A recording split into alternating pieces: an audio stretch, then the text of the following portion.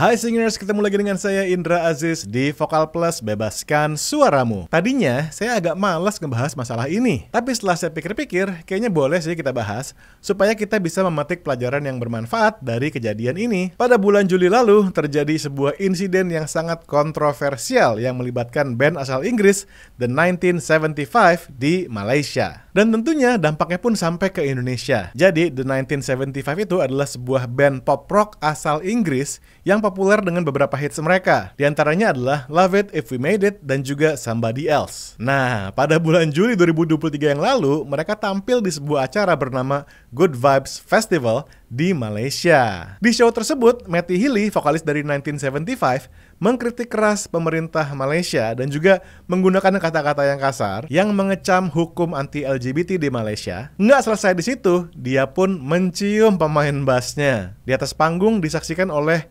ribuan mata penonton yang hadir di Good Vibes Festival saat itu. Wow, antara berani atau nekat atau apa tuh namanya, saya nggak tahu dah. Bukannya apa-apa ya, di Malaysia itu udah jelas banget bahwa mereka memiliki hukum yang sangat ketat mengenai hubungan sesama jenis. Selain hukuman pidana, LGBT juga bisa kena hukum syariah. Jadi buat yang muslim bisa dikenai hukuman tambahan. Pokoknya pada intinya, hukum Malaysia itu sangat ketat terhadap LGBT. Nggak cuma masalah hukum ya, tapi masyarakat di sana juga dikenal konservatif. Tentu saja akibat dari insiden ini, performance The 1975 langsung di stop lebih awal.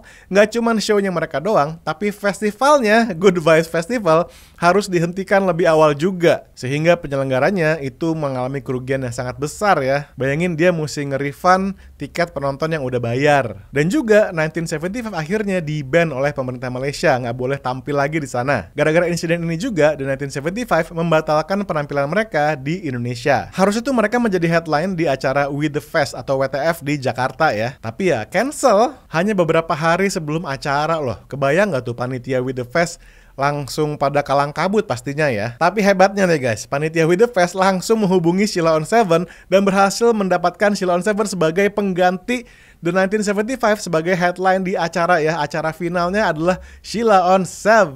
Dan seperti yang diharapkan, Sheila on 7 pun memberikan performance yang sangat keren.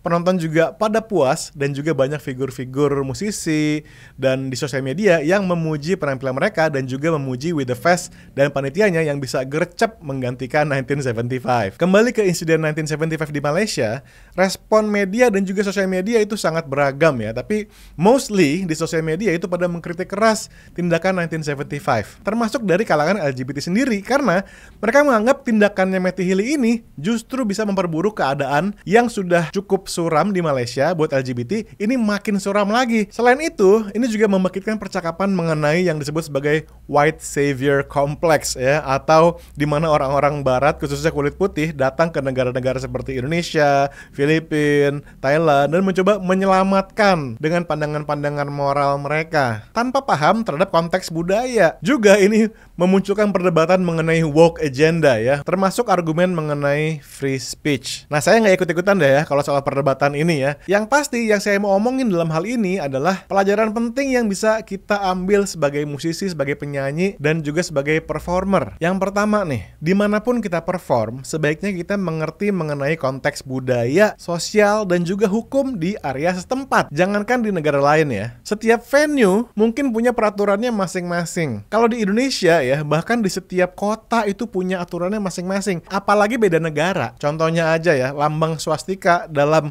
tradisi Buddhis itu menyimbolkan jejak kaki sang Buddha loh. Tapi kalau simbol itu dibawa ke Jerman misalnya, kebayang ya respon yang akan terjadi. Yang bikin saya lumayan kesel juga adalah saya tuh percaya bahwa musik harusnya bisa menjadi jembatan bagi beda-beda negara, beda-beda budaya, beda-beda suku dan tradisi. Bukan malah bikin orang berantem begini ya. Jadi buat teman-teman semua yang mau menjadi penyanyi, menjadi band, menjadi performer, yuk kita dukung kesenian yang menghormati dan menghargai setiap budaya ya. Ingat, musik untuk menyatukan dan menjembatani. Sekian video singkat ini, terima kasih banyak sudah menonton. Sampai ketemu di video selanjutnya dan selalu bebaskan suaramu. Bye.